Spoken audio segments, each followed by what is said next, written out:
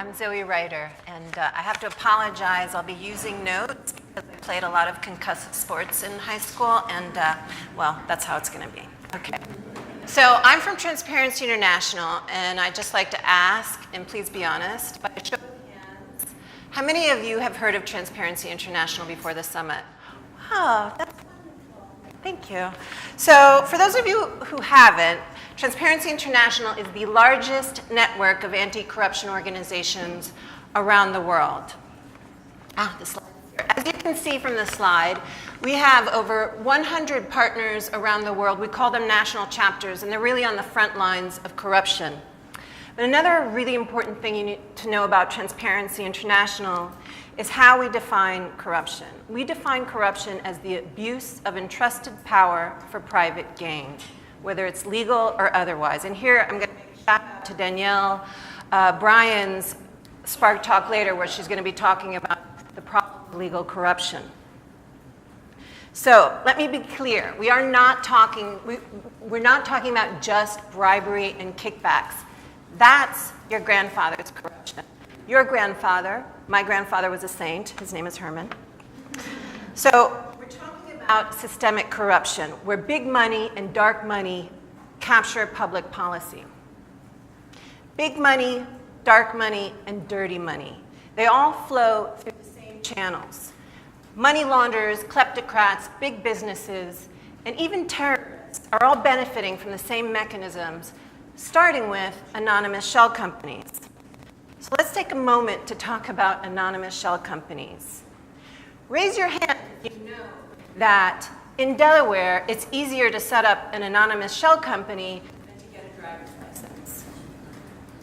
Not many. Okay, good. Now, did you know of the recent study by Polaris, which has identified more than 9,000 massage parlors in the United States that are suspected of trafficking humans for commercial sex? These massage parlors trace back to international organized crime networks, but we don't know who exactly because the profiteers are hiding behind these same anonymous shell companies in the US. Now that's a problem. But the biggest problem is that some very rich and very powerful Americans want to keep it that way, not because they're supporting human trafficking, but because anonymous shell companies are as good for big business as they are for dirty business. But you know what? Americans, no matter where they live, what they do, or who they vote for, are awake to the problem of corruption in America. A lot more awake than many of our elected officials. How do we know this? So in 2016 and 2017, TI ran our global corruption barometer in the United States. This survey, which we implement around the world, tracks people's perceptions of corruption in their country. The 2017 results should be a wake-up call in the US. They showed that a clear majority, 60% of Americans, said the level of corruption has gotten worse over the past year. And not only do most Americans believe corruption has increased, 70% believe the government is failing to fight it. Now, Americans are struggling to agree on a lot of issues, but corruption is not one of them. But here comes the good news. Same survey found that an overwhelming majority of Americans, 74%, believe we can make a difference in the fight against corruption, especially voting in clean candidates. 74% is a majority that really inspires me. Americans are ready to unrig the system.